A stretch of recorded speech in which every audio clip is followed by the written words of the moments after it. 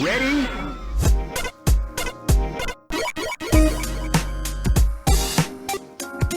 I'm in love with the shape of tails. Christ. Just bringing that song in full circle. Full circle. Hello and welcome to Rhythm and Pixels, a video game music podcast. This is episode 33-8, and we're your hosts. My name is Rob Nichols. And I'm Pernell. And every week, I swear, I thought you were going to say Harry Styles just now. I should have. Edited in. I'm Harry Styles. And every week we listen to... Start it over. Every week we listen to great video game music from all consoles and all generations. We pick a topic, we pick some music, and we have some fun. Last week we had some family on the show. That's right. Family matters. Carl Winslow came onto the show. Yeah, Eddie. No, Eddie didn't come on the show. Wasn't He's there too cool for it. Yeah, Eddie was the cool guy. Didn't he have like a friend who was like the bad boy? He had like a name. Well, he used to be the bad boy, and then they made him he was like, no, it was the dumb. It was like two bullies, but they were both stupid. What were their names? But then one of them became his friend. That was Waldo Geraldo Faldo. That's his name, Waldo. Waldo Geraldo Faldo. All I could think was Cockroach from that was Cosby Show. Yeah. I can't remember what the other bully's name was because he got phased out very quickly. Oh, yeah. Because he wasn't interesting, but Waldo was a great. I can only ever remember him in the episode where they do the Urkel dance. Yeah. And they got him to drink. The Urkel dance is your chance to do the Urk. So technically, drinking did make him cool. And then Rachel's place burned down, so that was a bad move. Oh, well, yeah, that's not a good look for anybody. Mm-mm. Anyway. But no, we need to jump off. We have some information off of your family, right, Darnell? Oh yeah. So last week he was talking about potentially trying to get a PlayStation 5 eventually, and then lo and behold, I want to say yesterday, or at the time of the recording, not the release of the show, because that would be future tense. He was able to acquire one somehow, and I'm very, very happy for him because he was really excited to get it. But then in the back of my mind, I'm still thinking, but you didn't even know what games you wanted to get for it. But he is getting the bundle that comes with Horizon. So even though he's never played Zero Dawn, he is likely going to start playing Forbidden West. So maybe that'll get him interested to play Zero Dawn. Yeah, but it's a great game. Yeah, but at that point, he'll be seeing what already happens in Zero Dawn, the big twist, which admittedly, I know the big twist, and I haven't played through Zero Dawn, so... Is a twist that I'll never finish it? Probably. But I'm actually... I realize, actually, I'm just... I might get back to that one, actually. Freaking deja vu crap. What? I had this conversation before, but no, maybe I didn't. Anyway, the idea that I feel like I'm in the situation now where I have more games I want to play than time to play them, and also... the ability to even organize them into a cohesive order of which to play them is surprisingly complicated. It's a first world problem. No denying that. Yeah, but you're deciding like which one to go next. Yeah, right? like what order do you do them all in? Like right now, alphabetical. I have Hell Pie, which I want to finish. Never thought I'd say that, but here I am. I want to finish Hell Big old Pie. Slice of Hell Pie. Hell Pie, man. There's that. I'm ready to finish Monster Boy and the Cursed Kingdom because I keep telling myself, just get over the end game concern and just run through the game. You're so close. There's that. Then there's obviously the Trails of Cold Steel series, which could easily be 2 years by themselves. Yes. Dragon Quest XI, that's another one that could be forever. I want to get back to Stranger of Paradise, Final Fantasy. That was a game that I surprisingly enjoyed. It's not quite Muso because they keep the enemy population to a reasonable level. And the enemies aren't stupid either. Oh, speaking of that, did you ever do the Persona Strikers? Did you finish that one? Never finished that one. I tell myself over and over I should go back and do that because the game battles bored me, but the story and the music was fantastic. Which is crazy because in Persona 5, regular Persona 5, like the battles are awesome. But they're turn-based. Yeah, they're great. Strikers is a Muso game. Who wants to do like real fighting button presses? No one. No, I would. Action gameplay? Those are fun. Thing of the past. But this is a Muso game. I know. It's a little different. Everyone's mindless and just kind of running around. It's a lot of different. I put it on hard mode for that reason. I was like, maybe the monsters will be smarter. No, they just hit harder when the rare case they do attack you. And then bosses become a thing where they just kill all of your party members and you have to fight them as Joker by yourself. Ooh. Because nobody's able to be well managed because they just fight on their own and get killed quickly. But, I have a lot of games. So then what was the last thing you played then? Hell Pie. Oh, okay, Hell Pie. So, or is it pronounced Helpy? Help. I take that back. Actually, last night I installed a memory extension to my PlayStation 5, so now I have 2 terabytes additional memory in there. I saw that. And I started jumping around games I had stored on that. So Anno You already moved your Mutanium. games from the PS4 to the PS5? Is that how that Not works? yet. I haven't done that yet. Oh, okay. I plan to use a external hard drive. I'm just concerned if it's fast enough to use for this purpose. But a 4 terabyte external hard drive to put all of my files from the PS4 onto it, and then plug the external hard drive into the PlayStation 5 and run all of my games exclusively off of the external hard drive. Depending on the connection, I think you'll be fine. I'm hoping so. I mean, it couldn't hurt to try. I mean, technically, that's what I do with my Xbox. Most of my games are on a 2 terabyte external on there. So from what I understand, and I might be talking out my butt, but from what I understand, it has internal like RAM enough that it loads off the disc and then runs off the RAM. So it's not like constantly pulling off the disc. Yeah, but that's the thing. That's on the disc. I'm talking PS4 primarily downloaded games. Yeah. So downloaded games, there's no disc to read off of. Oh, You're talking about the hard drive disc. Right, the one that you're concerned about. Duh. Yeah, I'm thinking CDs. No, I know. I or just DVDs. say when I say disc, what I really mean is anything. This is reading off of a doodad. I don't know why this is so confusing, Pernell. But this could be many forms. It could be anything. But yeah, like I was playing Anno Mutanium, whose name I always mispronounce. Yeah. Eternus Noctis, which I kind of booted up again just to mess with. Again, Stranger of Your Paradise, I booted that up again. I just started booting up a bunch of random games that are on the system because I realized that at that time, though admittedly I was also really sleepy, so it doesn't help. I was having trouble saying, I'll start playing this game right now. I didn't want to play anything. And I was concerned it's because I'm getting old. Like, does being old mean I suddenly hate video games now? That would be scary. Just some direction, because once you get started... One Direction. Full circle. We're back around. That's a great song, One Direction. It's a band. It's a band. I know it's a band. Oh, I gotta remember that. What was I gonna say? Yeah, so I had some family visiting, and then suddenly my run of Super Metroid kind of came to like a halt. No! And then I haven't been back to it because I've been doing other projects. You should live stream Super Metroid. I should live stream Super Metroid. I could just do it right from the box. I could just bring up that camera that doesn't work down here and just do it from that. And honestly... You'll see me on my couch playing Super Metroid going, this is the greatest game ever. How come no one's ever talked about it? I'll be honest. If you end up pulling that off, I'd have genuinely no excuse to not live stream it. That's like, Rob could do it. There's no reason why I can't do it. The computer's already got OBS or whatever on it. It doesn't really matter. And it's just plugged right into the router, so... Well, that is not... For me, it's not that. That would be a 1, 2, 3... That would be a fourth computer in the house running OBS. It's a lot of OBS. It's a lot. I mean, to me, the challenge is just the whole playing a game while trying to make up dialogue. Like, I always joke about this in a teasingly manner where, like, say, for like someone like Markiplier will be playing a horror game, and he's, like, exploring the house, but he has to keep up appearances like he's talking to people constantly. He's like, walk down the hall. Oh, yeah. Now I'm going to look at... Ooh, that's a dresser drawer. You need a partner.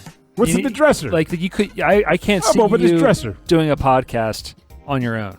Well, I could even do that because on your own, it would suck more. But I could still be like, okay, I have a dialogue I want to get out. So in this episode, I'm going to talk about this. Now moving on. But with a video game, it's different. You have hours of space you need to fill. Yeah. And it's almost the equivalent of like sitting next to someone on the couch and having no conversation taking place without a movie running. You have to improv everything for a long time. That's why I think it's better with two people because then you can just like bounce off each other. And then also... You know what? You don't have to be like the AAA best streamer ever. You can have periods of silence.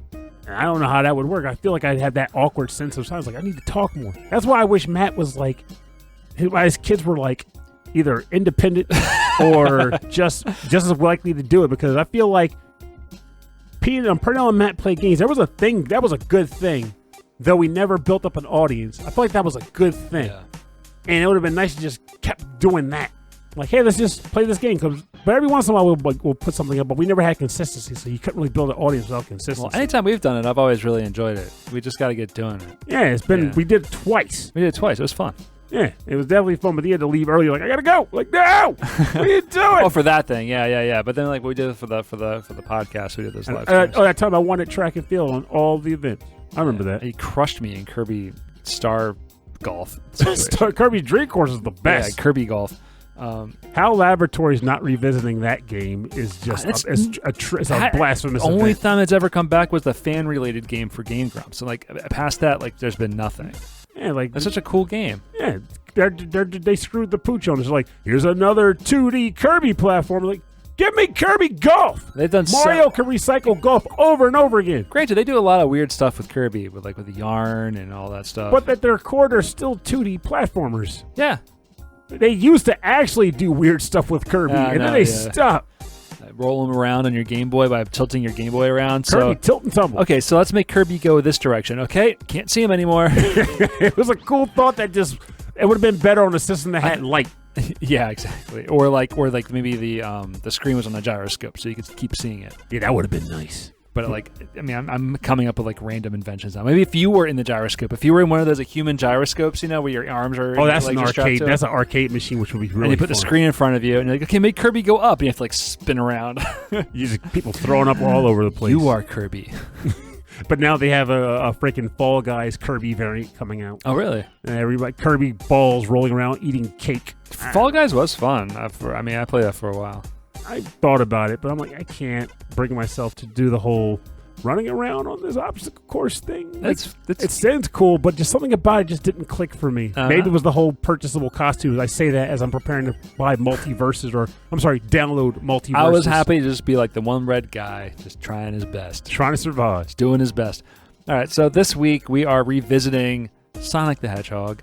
And I thought about it, too. Like, we could totally do, like, 3 more episodes We could do an entire year of Sonic music. Well, I was thinking about more specifically related to the eras or the blocks of Sonic games, because we did Sonic Origins in reference to the game release. Right. This episode, we're doing portable Sonics, only portable Sonic games. Portable Sonic games, not ports to the portable system. Yes, portable consoles. Unless the music was very, very different in some way, but like we're talking about like games made specifically for the portable consoles. So really, nowadays we have the Switch, which is portable in its own right. So this is anything up to like the 3DS. Yeah. But then you figure if you were to say beyond that, what's next? We could still do like middle modern Sonic, which is the Sonic Adventure games and possibly the Sonic Storybook series.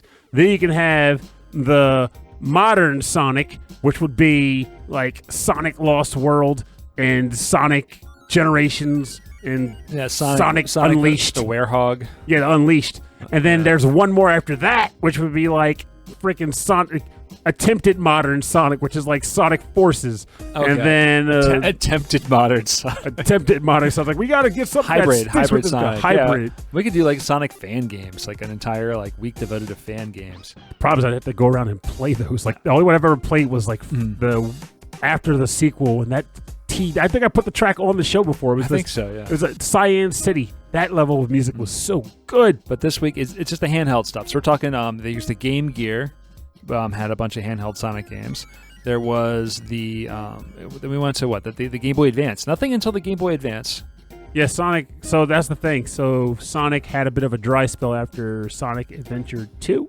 Yeah, people were done with the blue blur. They were people weren't. Sega was. They blurred out. All they had was Sonic Heroes, if I'm not mistaken. There might have been like some like weirdies in there, but Sonic Heroes is the only one I can recall.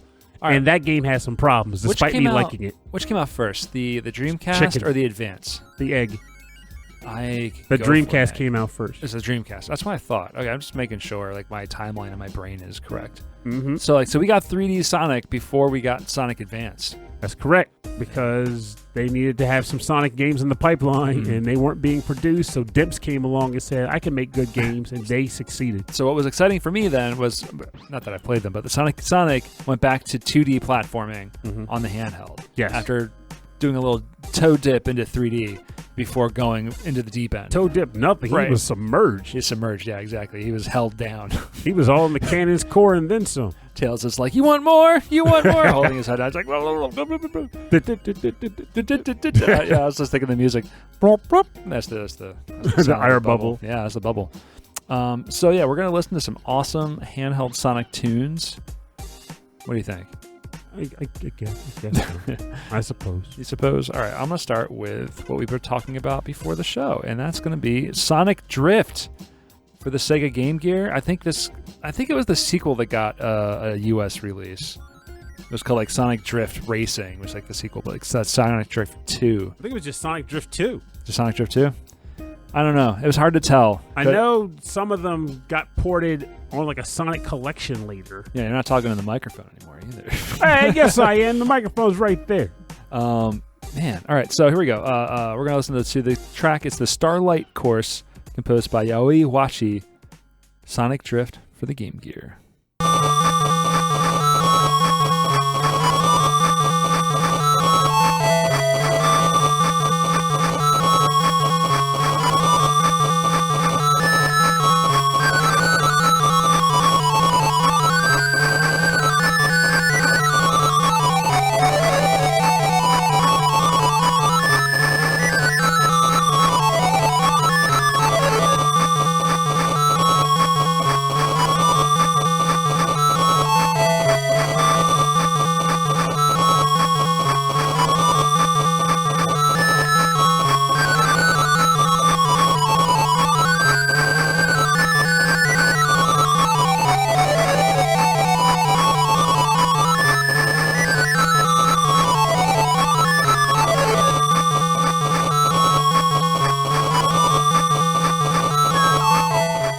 the Starlight Racing? Yeah, Starlight Course from Sonic Drift for the Game Gear, composed by Yayoi Wachi. The music on the Game Gear sounds very familiar to the Master System because I believe it's the same hardware. So you've got I think it's 2 or 3 pulse wave channels, and then you've got the noise channel. I like to call the Sega Master System beatbox system, going boom boom bop boom bop bop boom boom bop boom bop bop. It's pretty awesome. I mean, to me, it sounds like there's someone like doing like this '80s beatbox routine in the background. But I picked this one because it's very different from the other tracks, and it's got like this kind of prog rock little interlude right there. It's a short track. I mean, they're all short, but it just sounds really interesting. It's a lot of like high pitched kind of whistling sounds. And it's interesting to me because, to be perfectly blunt, I've not listened to very much Game Gear music at all. Yeah, you try to avoid the Game Gear, right? You hear Game Gear. Like, I wouldn't go that far, but I didn't own a Game Gear back in the day. Same with the Atari Lynx.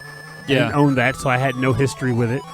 And when I would look at images in magazines, I never felt like I was missing out, quote unquote. Yeah. It wasn't that they were bad. It was just, I don't really need this. I'm good with my Game Boy and this spinach green look.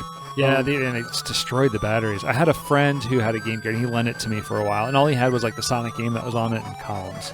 And so I played a lot of that. But Sonic was like... Columns is great. It was just a port of Sonic. And actually, my friend Bill, during high school? Yeah, during high school, he had an Atari Lynx. I think he found it at a garage sale or at like a flea market and picked it up. And he was like, look at this weird thing. You know? Atari Lynx. Like, I can't even think of too many people. I've never met a person that waxed positive nostalgic for the Lynx. It was ahead of its time as far as like the power of the system and the screen itself. Like, it was really, really ahead. It was just not executed great. I was about to say, why do you think it failed then? Had like no games on it. It was Atari. Atari screwed it up. That was a cool idea, though. But yeah, so embody the spirit of an actual Lynx into your console. Well, I probably took a lot of Lynx farming to pull that off. Well, I mean, they stay with the cat theme with the Atari Jaguar.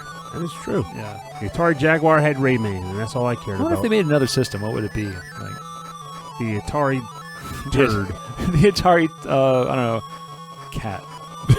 Just call it the cat system. The Atari Garfield. The Atari Garfield. It just hates Mondays. I don't know, guys. Yeah. But like, yeah, I don't. It's too popular at this point. I can't really picture them making a new system at this point, unless it's one of those. As if they are doing this. Now I think about it, like one of those nostalgia consoles, like little mini ones, where it's like it includes so many things. And well, I know they have that. No, they have that one that right. They're redoing the VCS system. It's like Atari. What's it called? Atari new system. Look at me Google this thing. Watch it. Come up. Bam. Atari VCS. It's a completely modern gaming and video game computer system blending the best of consoles and PCs. Whoa. Featuring a stunning new Atari hardware design. It looks... So they are attempting to get back into the scene. They are. Yeah, here it is. I mean, honestly, I think it's going to be geared towards like indie games and then just like playing the old classics. It's going to have a pad. It's going to have like the old school like... I truly do wonder how this is going to go. Because as far as I'm concerned, this market is so inundated. I'm cool with the idea of competition because having just these three... It also works as a home computer. I think it's just like a big-ass Raspberry Pi. Hey, well, that could work. That looks like a cool Atari system, like a classic Atari system. All right, so the fastest animal on Earth. Yes. Put him in a car. Just put him in a car. Never understood it. I hated it. I did eventually come to like Sonic All-Star Racing and All-Star Racing Transform just because they're great games in their own right. But conceptually, it never made sense to me that Sonic would want to get in a car when he can easily outrun a car. Yeah, you might find yourself saying, well, yeah, but he wants to have an even sense of competition against other people who have the same limitations he's got. In which case, I guess I can kind of see that. But I just can't find the feeling of enjoyment where you're going, I could totally... because generally when you're racing in a car, I feel like a good chunk of the excitement comes from the rush of driving that fast. Right. Going that fast. Yeah. So it's not just the competition, it's going that fast as part of the competition. But Sonic runs faster than that to get a hot dog for lunch. So to actually get into a car that slows him down. No, wait. There are scenes in this new Sonic movies where he's hanging out with Clark Kent. And they're eating. Clark Kent. No, Cyclops. The Cyclops. And they're eating food and they're driving in a car. He's just hanging out with them in the car. But that's different, though. He's just driving with the friend because from the friend point A to point B. Because the friend can't run with Sonic. You can't carry him. Yeah, you can't carry him, so they ride in the car together. Huh. But if Sonic were just getting from point A to point B by himself, he would not drive there. He would run there. I would say put Sonic behind the car and have him push.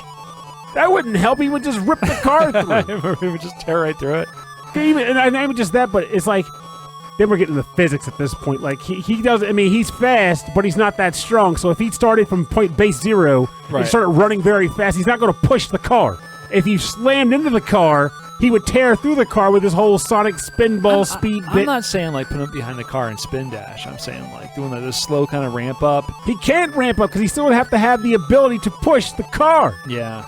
He doesn't have the strength to do it. He would need the running start and use the force of his speed to slam into the car, and he would either die or he would rip through the car through a spin dash. So there was Sonic R, right? That was on the Saturn, right? Yes. Like they ran. It was a running race. Yes. They controlled like weird cars. Yeah, their controls in that game were abysmal. It's very, very strange. But everybody Supersonic Racing, the music was fantastic. Oh, the music was great. We forgave it. Yeah, well, I'll take the soundtrack any day. But I don't know. I'm just trying to figure out, like, what's so appealing about a car? Like, what was so appealing about a car that Sonic was like, I'm not going to run this race? My only thought would literally be, crap, I said that word, is the fact that he wanted to be on even kilt competition with people who couldn't run otherwise. Like, if you can't, he wants to race, but none of the competition can run as fast as him. So he has to neuter himself in a way that he can be on par with the people he can run with and then still beat them. Oh, okay, so it's a car. It's all capping this, so because Tails can't run as fast. He handicaps himself by getting in a car. Knuckles can't run as fast as him. That is correct. Eggman can't run as fast as him. Which I always found funny still because he's supposed to be the fastest thing alive, but then you get games like Sonic Heroes where they're all running in tandem. Yeah, they just catch up. they're rolling with him like, you're not that fast if Tails can keep up with you. That's your whole gimmick is speed, and Tails, the genius two-tailed flying fox, can keep up with you. Well, I mean, Sonic can run super fast. He can even grind on rails, but he can't drift. He can't run and, like, drift. So maybe actually, in the future episode, we'll come to realize he actually can drift. Oh, man. Well, you know what? Modern Sonic can drift. Yeah. Can't believe it. Modern Sonic can drift and grind. Should drift and grind. Yeah, because before we were talking like, maybe he would want to be on a skateboard. Can you imagine the shoe structure he's got to have? Well, I mean, the power of those sneakers. Magical shoes. They're very magical shoes. Those are like the MC Hammer magical shoes. Remember the MC Hammer cartoon? Oh, yeah. He puts on the magical shoes, turns into Hammer Man. Was it magical shoes or magical pants? They were shoes. I'll be darned, Hammer Man. It should have been the pants, though, right? Well, that'd be a little more difficult to put on in a precarious situation. I was at the record store. We have a cool like secondhand record store down here called Jupiter Records, and I bought some new albums, and in it I found MC Hammer. Not the whole album. It was like one of his singles, like in between "Please Hammer, Don't Hurt Him" and something else. Hammer hurt him. Hammerhead. Hey, please, Hammer, don't hurt him. And I was like, maybe I should buy damn it, Hammer, you hurt him. But they also had Third Base. Remember Third Base? Nah, I only got the first for the most part. Pop Goes the Weasel? More like, I got mostly the first base. First base, yeah. And then... Bump. Crap, I'm terrible. And old. And that was it? Was it Belle Biv DeVoe? Ain't Nobody Humping Around? I don't remember that song. Man, I remember all those songs. I remember like 10-year-old Robbie Nichols singing them songs all the time. Well, you know what? My mind is popped up. Whereas I'm going Simpsons quote. That's what happened to me. There's my music knowledge. Simpsons. We do. There's my song. What is your first handheld track? The first track I'm gonna pick comes from a game called Sonic Rush Ethno Circus. No one's listening to me. No one that's listening to this knows that theme or that rhythm. So I'm just going to say the actual term. This comes from the game Sonic Rush. It's a track that I'm surprised I never picked for the show because I really, really thought I did. But this track is called Ethno Circus, and it was composed by Hideki Naganuma. Oh, wow. And this is for the Advance? Yes. Okay. No, DS. Oh, it's on the DS. Okay, cool.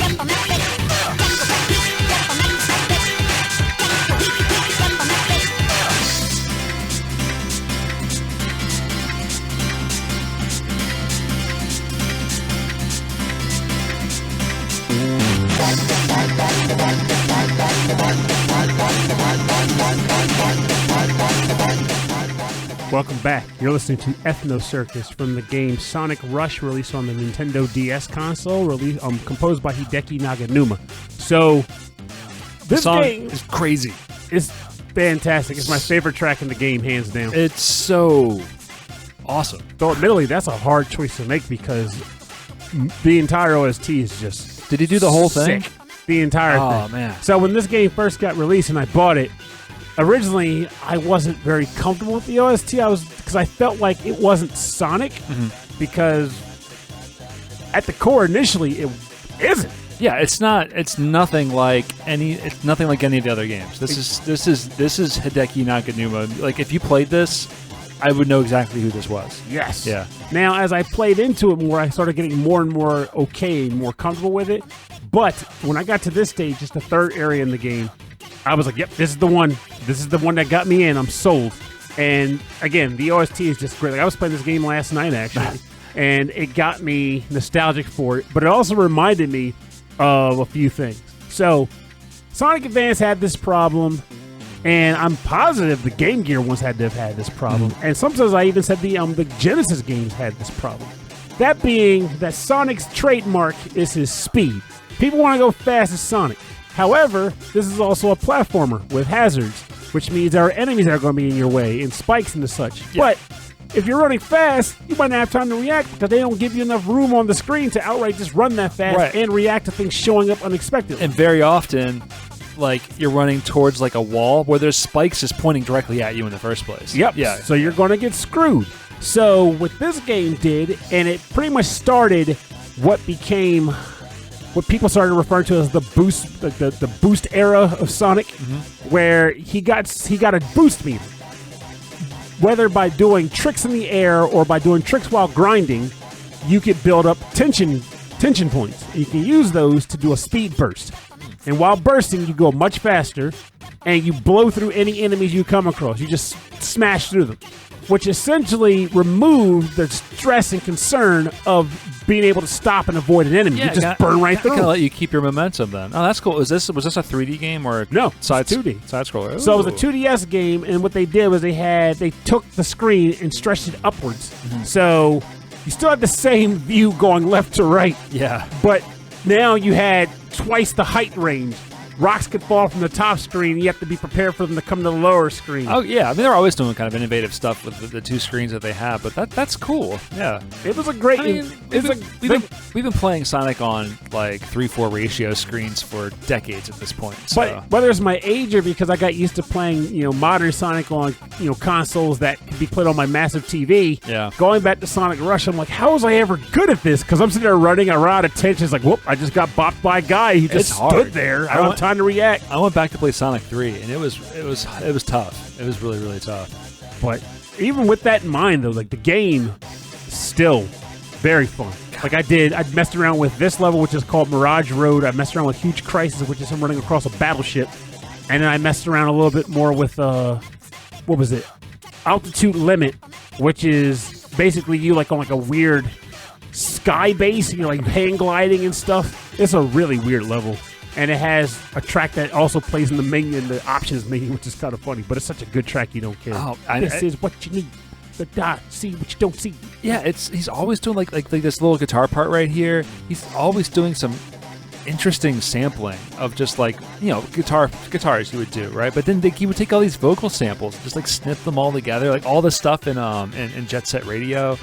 So all these crazy samples thrown together, and you're like, I can dance to this. It's actually kind of surprising that, I mean, unless it's of his own choice, that he's not more prolific in BGM composition. What I mean by that is not so much that his music's not remembered, because his music is very much remembered, but that he hasn't composed for more games. Yeah, isn't as prolific as like some other composers that we've seen in some other franchises. You would think he'd have work year round. I don't know. Yeah, maybe he's just busy doing other work. Maybe he's got a family for now.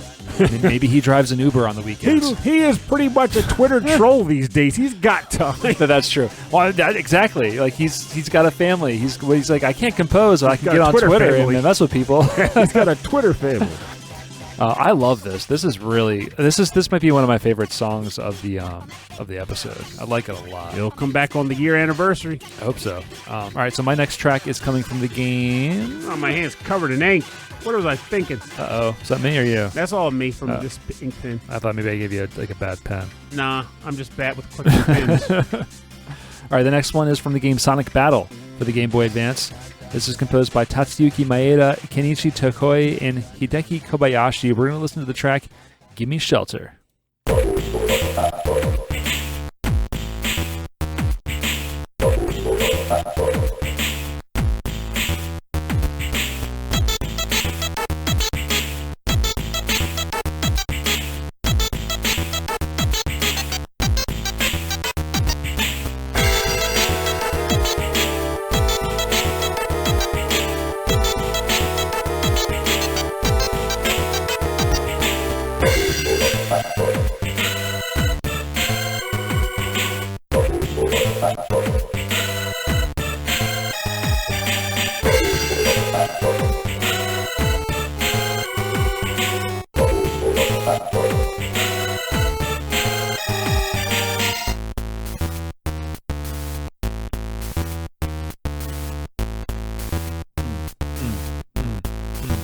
Break it down now. That's so good. That's a good beat.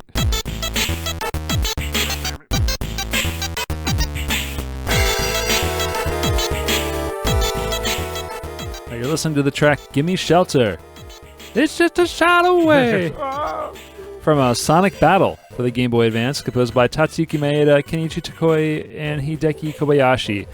One or a combination of all three worked on this jam. This is a funky jam. I wanted to play my weird kind of hip-hop beat after your Hideki Naganuma track.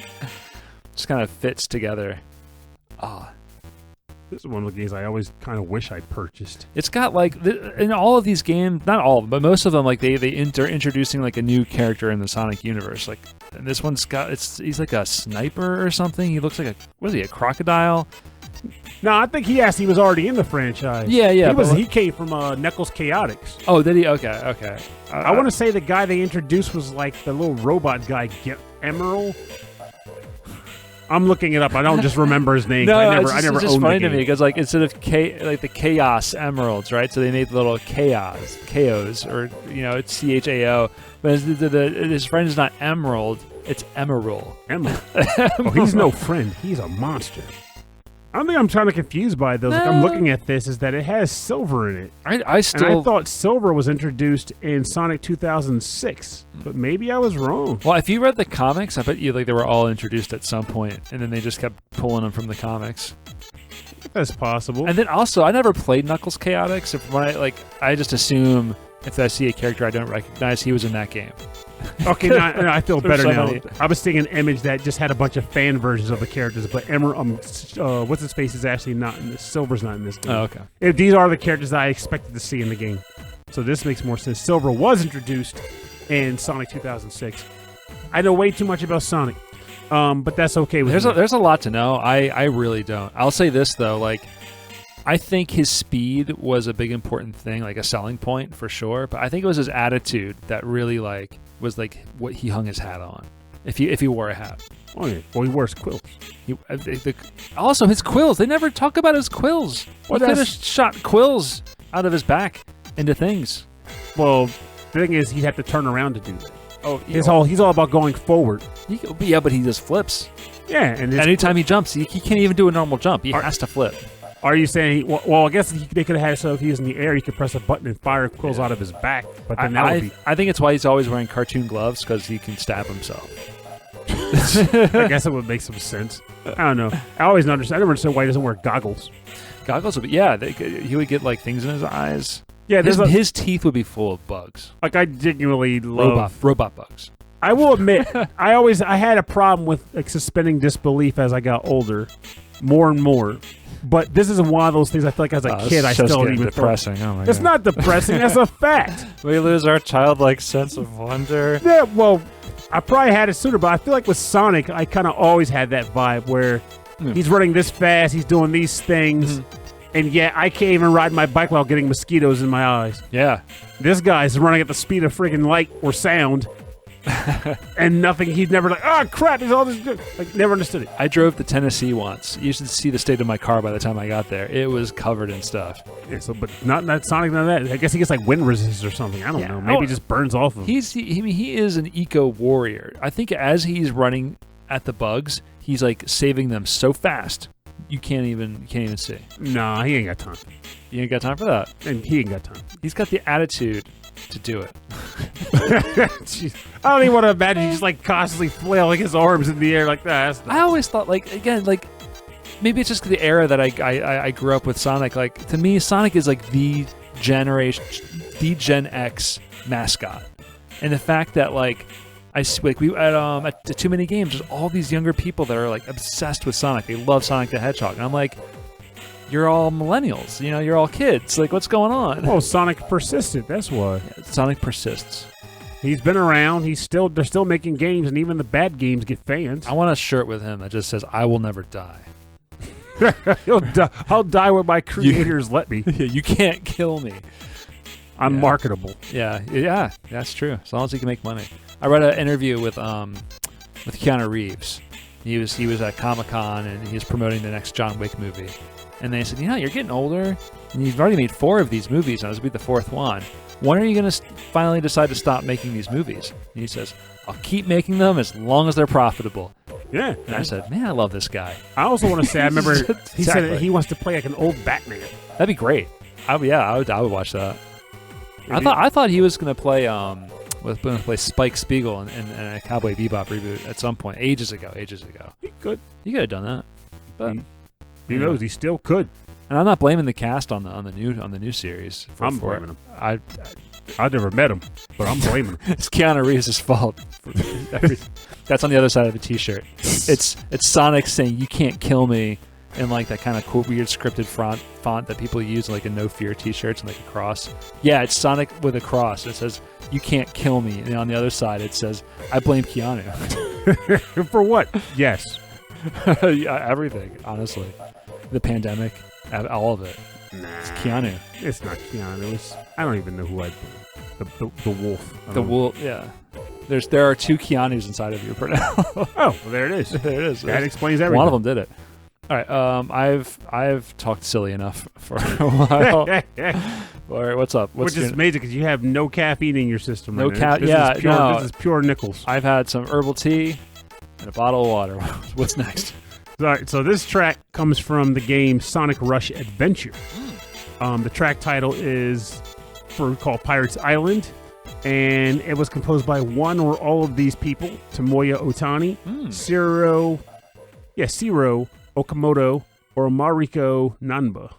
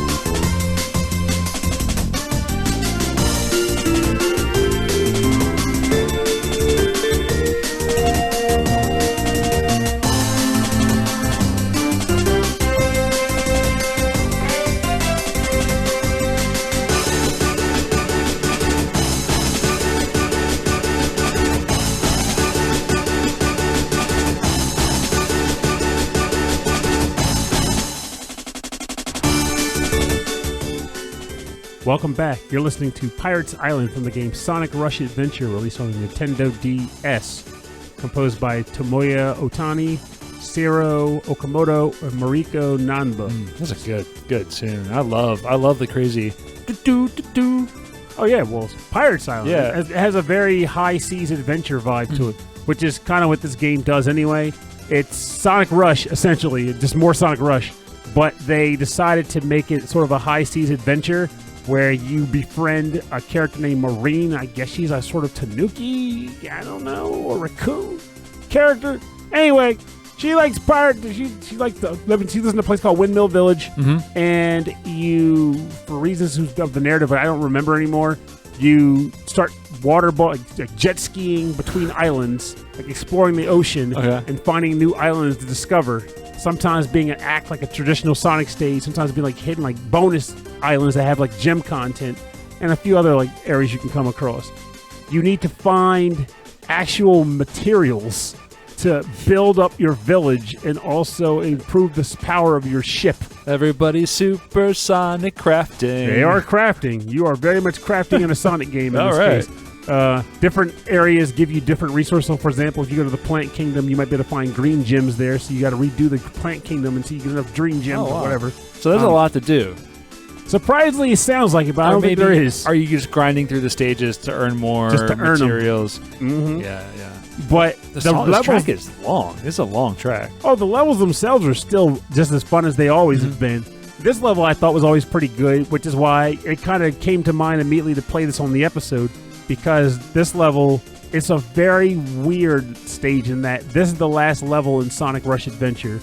It feels very unlike a final stage in a Sonic game because, again, you're in a bright, colorful pirate fortress. You're surfing on water jets and getting catapulted through walls. That is really cool. And you surf you go underwater and you swim with a dolphin. All right. It's a lot going on this stage. Oh, so I mean, is the dolphin like also like a character? Does it like talk? And, no, just a random dolphin. Weird eyes. You like one part I remember doing, like I was playing this yesterday too. You pretty much run forward, you go down, you jump through a bunch of rings, they catapult you into the water, and you grab the fin of a dolphin, and the dolphin starts pulling you through the water, and you're trying to swim through hoops, and eventually you hit the last hoop, it jumps out of the water, does a trick, and it launches Sonic off. You can keep doing tricks. And then he gets behind the dolphin and pushes. No, he does not. I'm telling you, it'll work. That does not work. How do you push underwater? He's fast. He's underwater, he's not. His feet spin around. They're like propellers. Underwater, he's not. That works for Tails. Tails could do that, yeah. Tails would be like a submarine little propeller. And I still find that funny because I feel like he shouldn't be able to do that underwater because the water would inhibit his spinning tails. He's very powerful. Because he's really powerful. Very strong tails. I mean, he can fly it. Good point. That's true. I don't understand Tails. I mean, have you ever put a helicopter underwater? Same thing. Well, one time. There was that one time. One time, yeah. They won't allow you. It was expensive. They won't allow you on that airfield ever again. Or that ocean. Or the hospital. Oh, definitely the hospital. Definitely not the hospital. I'm their best customer. This is cool. So this, to me, as soon as you start playing it, I'm like, this is Sonic. Like, this is classic Sonic music to me. It sounds like the continuation of what the Sega Genesis to modern day Sonic kind of sounds like. It's fast and it's melodic. And it's kind of like, it's cozy. It's a very cozy song. Yeah, and then the adventure kicks in. Yeah, it's just a good track overall. I only thing I wish this game had was more stages. Given all the whole concept of high seas exploration and finding new places, could be a lot more. I wanted more levels, more than they provided. That's for sure. All right. So, how do you feel? How do you feel, Pernell, about going back to the Game Gear?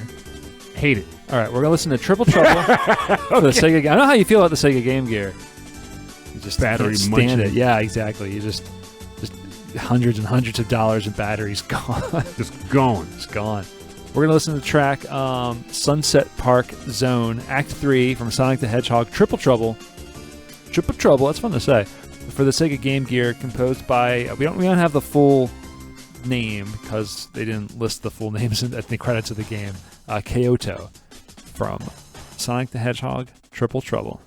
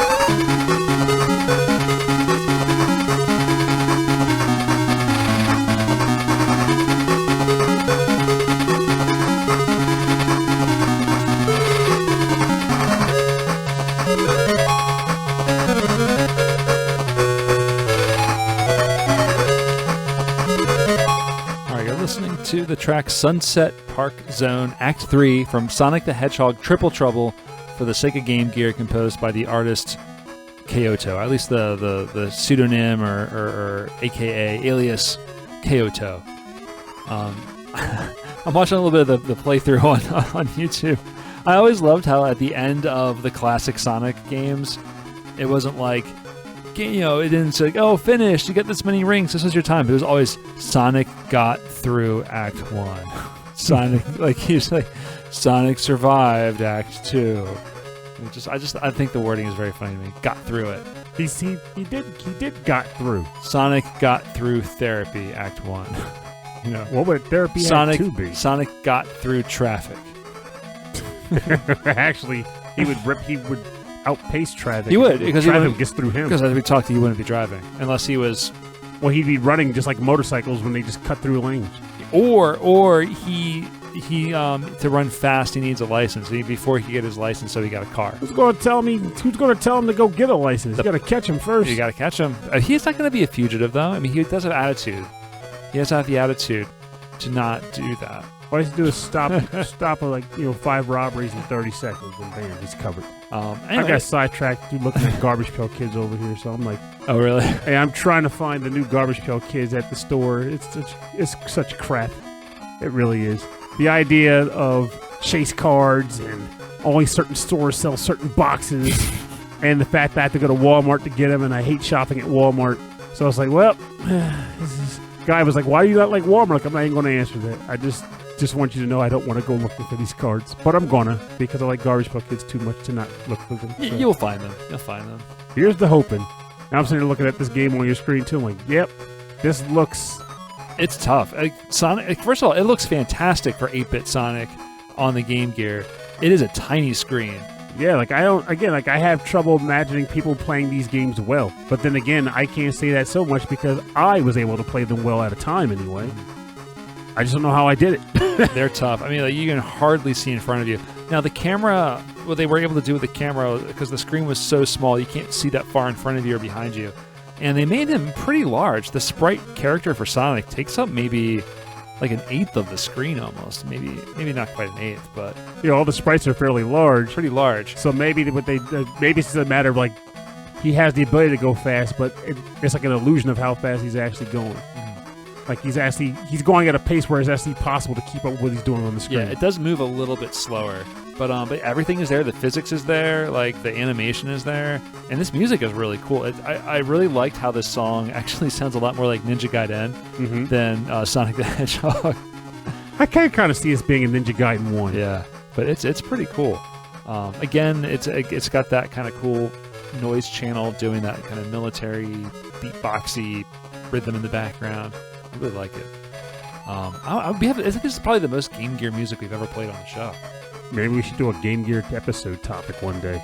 Yeah, I got just to force us to look for Game Gear music. Of course, neither of us have ever played any of the games, so that'll be a trip. Just like almost like how Ed Wilson does his blind plays or something.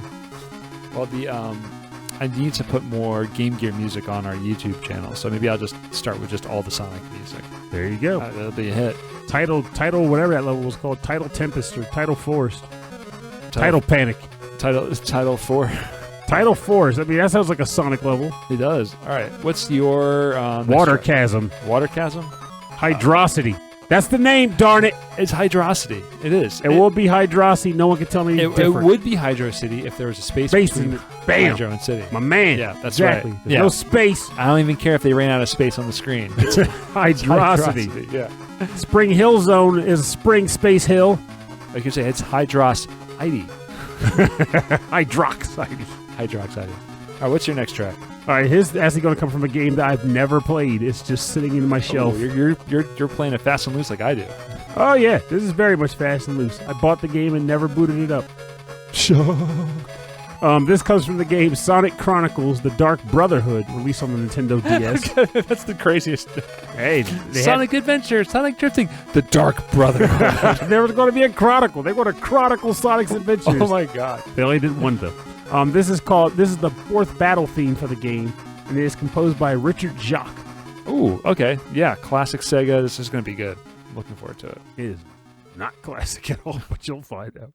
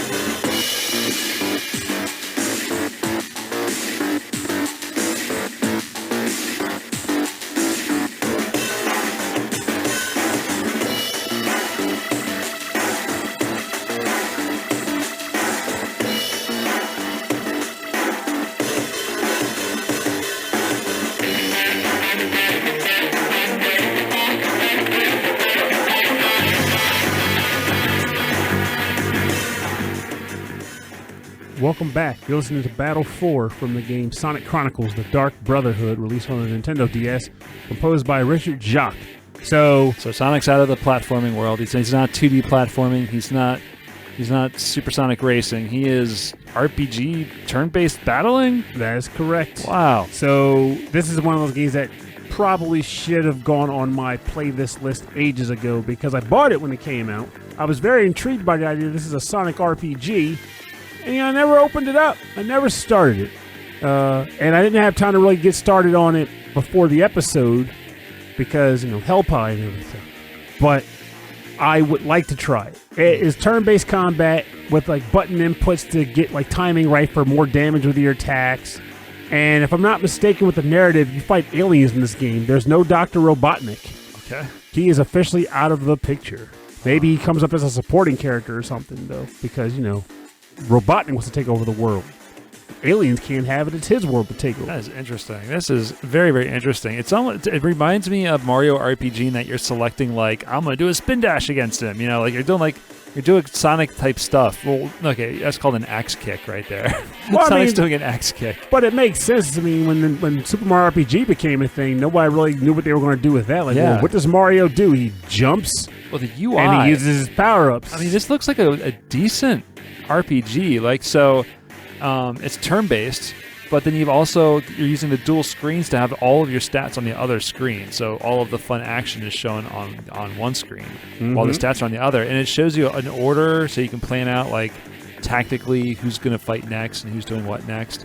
That's pretty cool. That seems very forward-thinking for an RPG of this era. And it's pretty cool in the sense that this is one of those games where if it was done right, it gives all the different Sonic friends time to shine, because one of the big complaints people typically had about the friends is he's got too many friends. He has a lot of friends. But I never minded the fact that they gave the series more characters to interact with. The problem was the fact that the Sonic gameplay, way they coded it anyway, wasn't always conducive with interacting with these friends.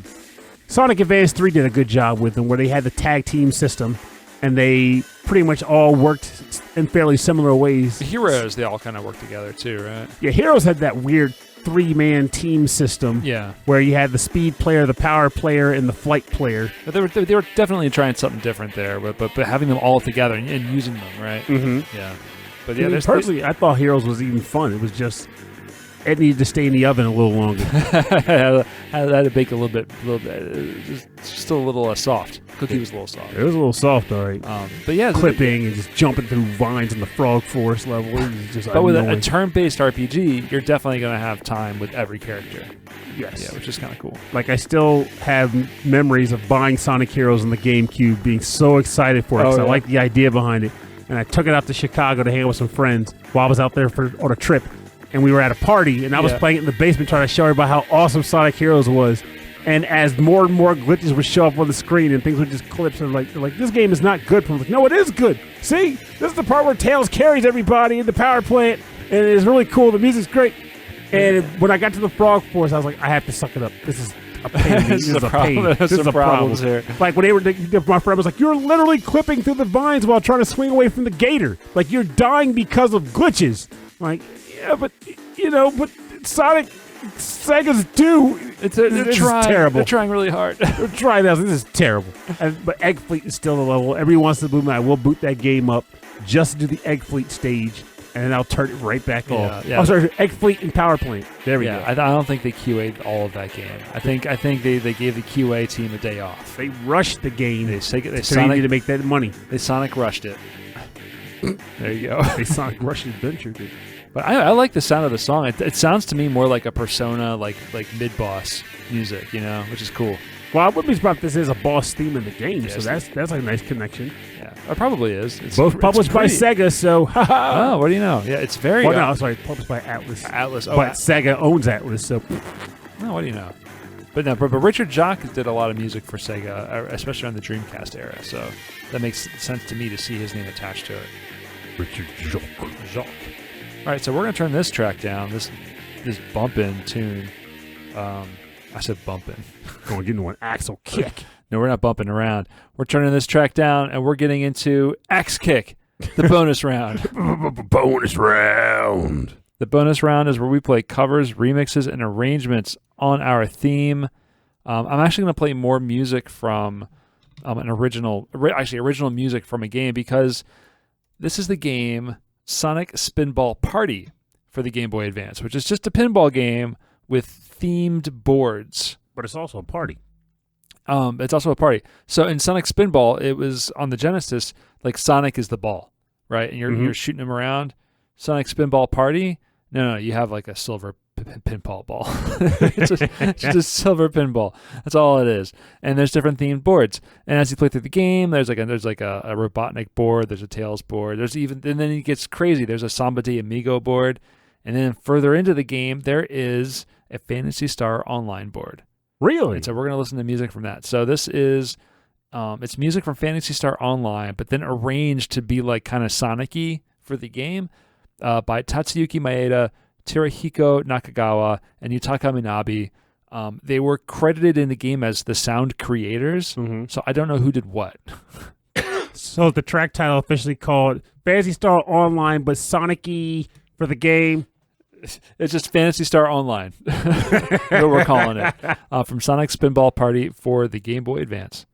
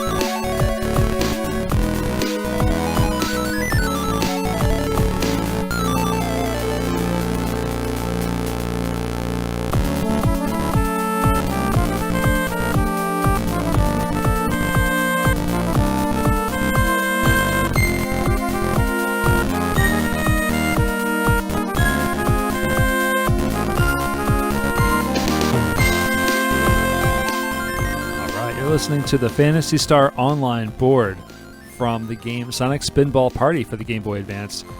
So I know that Phantasy Star Online was composed by Hideaki Kobayashi and Fumi Kumatari.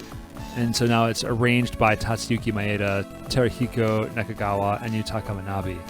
So, yeah, it is definitely Phantasy Star Online music, but just kind of like done up a little. It's I don't know. It's a little more up tempo. It's a really fun song. It's got like kind of a house music kind of feel to it. I love the breakdown. I love this section a lot. I'm definitely bopping to this.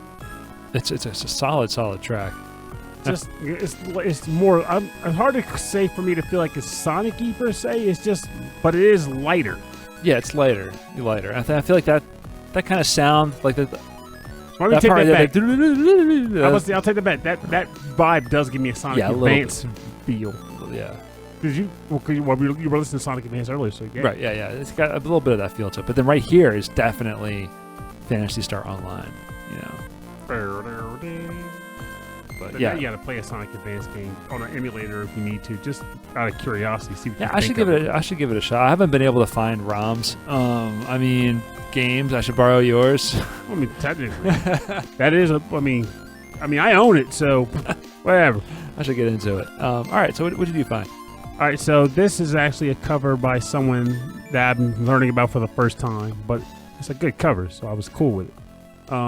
He goes by the name of Kyle AB5000. This is a cover of the special stage theme from Sonic Advance 3, and this track title is called Interdimensional Tornado.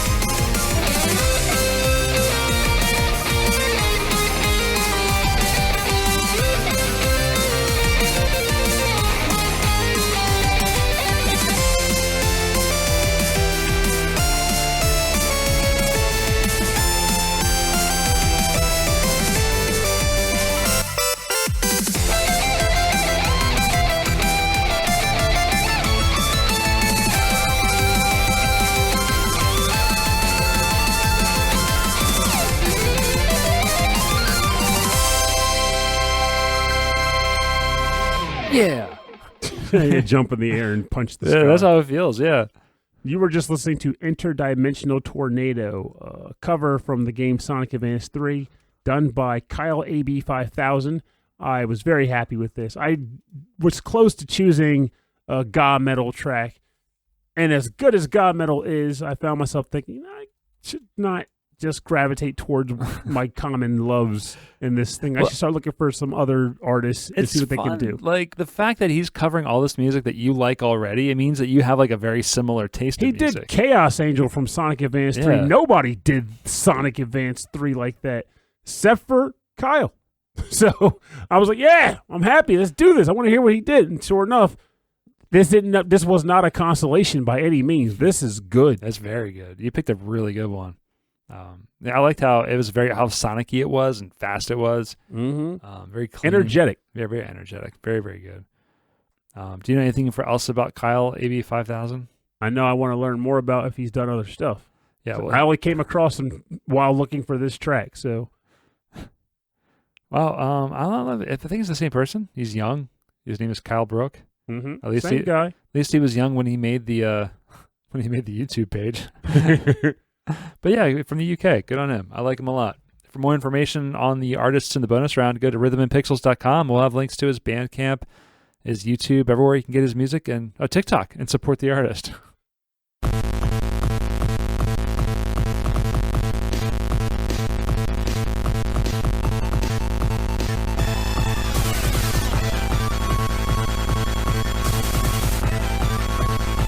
Oh, that chunky Game Boy Advance.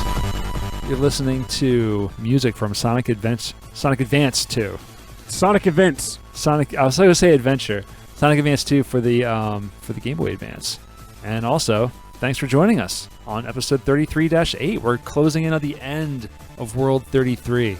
It's amazing we got this far. Yeah, so far into this. We're podcast. unlocking a sequel.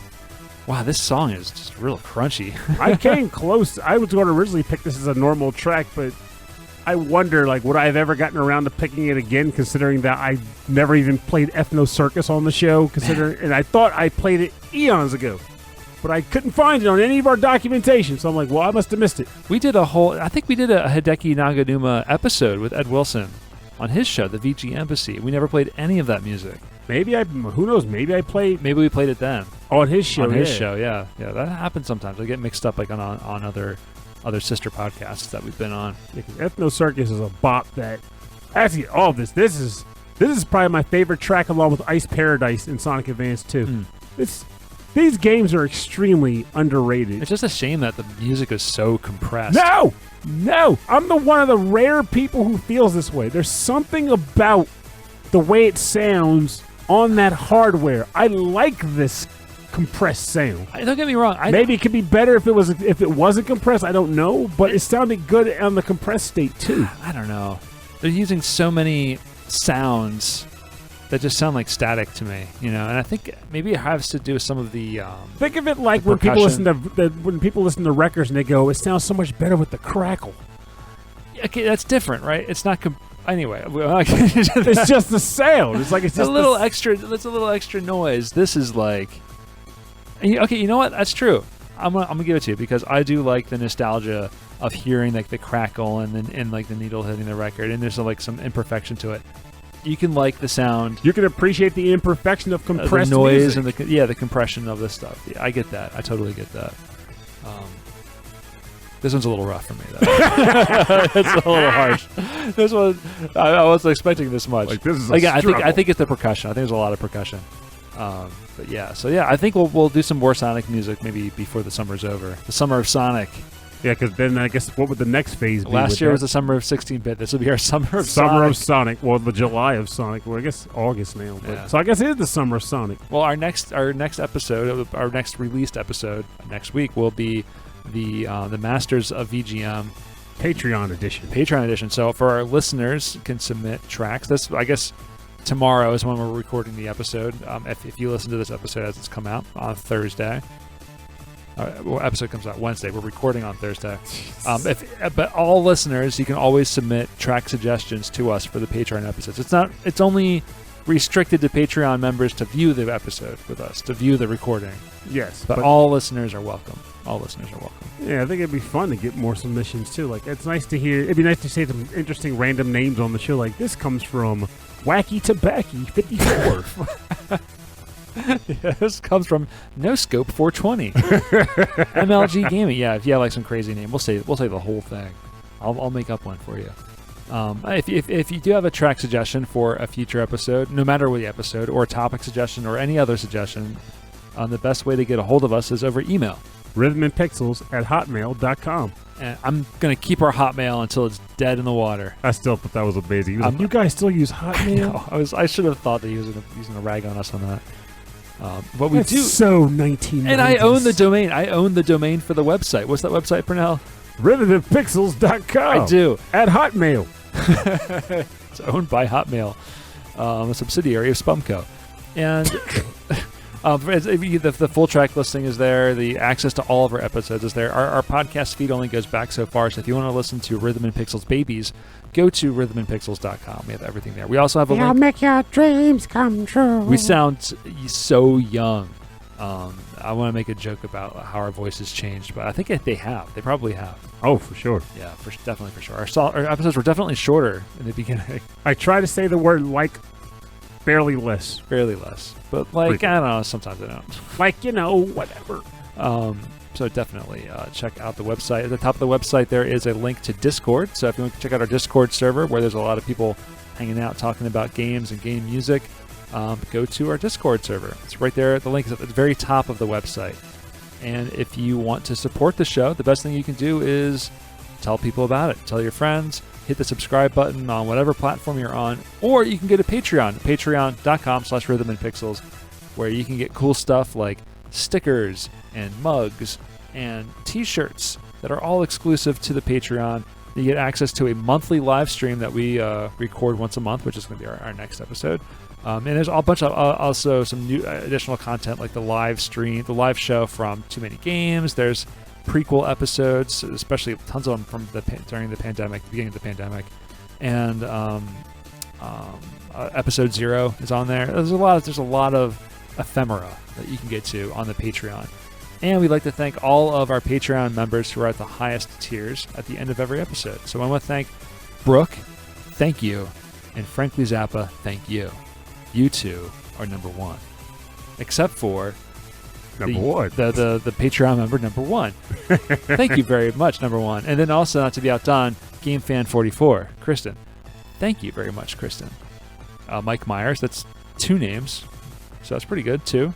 You're going on a weird tangent with this. I don't know. I'm kind of losing it here. But not to be confused with Mike Myers, you have Turtonator. Those words sound similar. I was telling you how I was running this morning and kind of got lost in a neighborhood, and it's 90 degrees outside.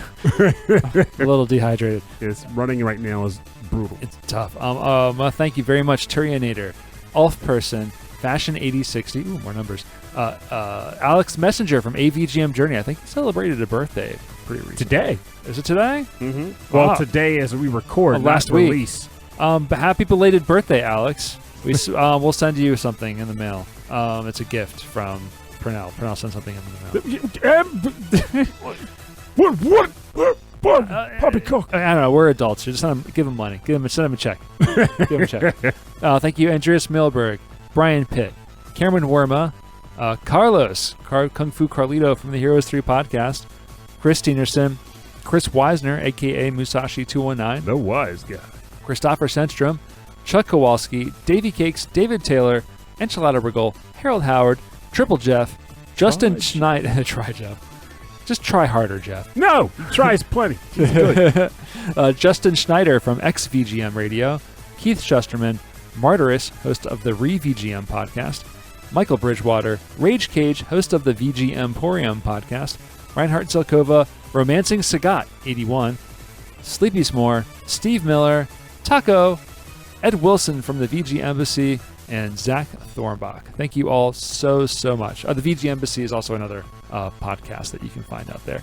All the podcasts that we talk about at the end of the show, they're all fantastic. They're all really, really good. They all have their own spin on game music. Oh, we should also mention it's great stuff. VG Emporium actually opened up its own Discord recently too. Oh, that's right. Yeah. It's all kind of fun, like store themed. Yeah, I thought it was funny. He had like a section, like the chip section, and I was like, I went there not even thinking that this was a VGM podcast. Going, what is this about potato chips or something? It didn't even cross my mind to think chip tunes. Hers potato chip tunes. I would listen to those and eat them. Anyway, thank you all very much for supporting our show. Seeing your names, all you and many more, seeing you every week, it just is very, very supportive to us, and it truly is. It's very motivating to us to do more. Because I kid you not, there have definitely been times in my head where I'm thinking, are we out the pasture? Are we too old?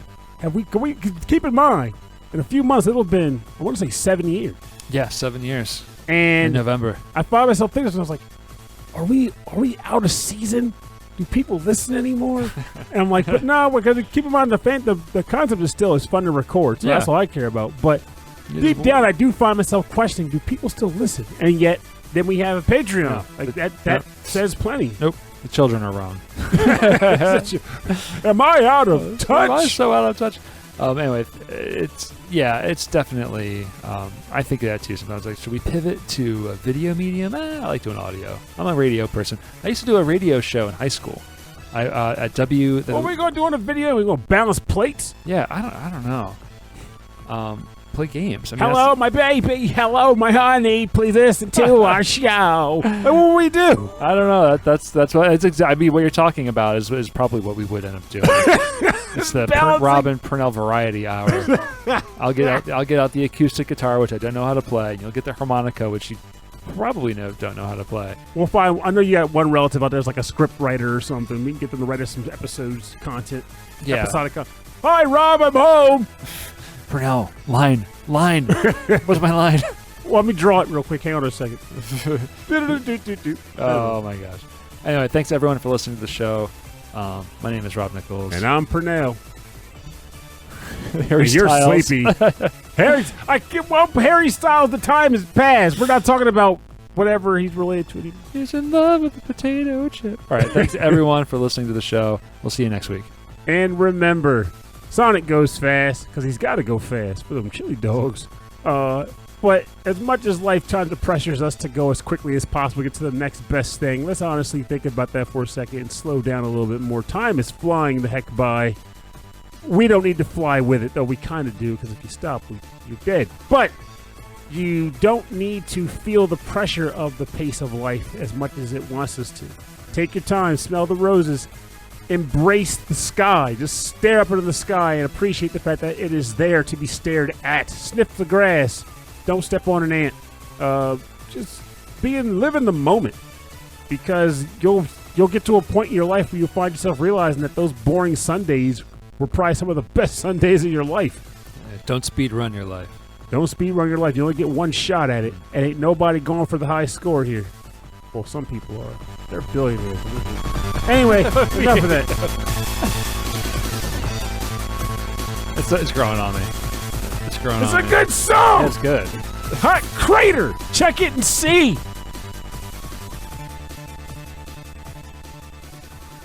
Hot Crater. Check it and see.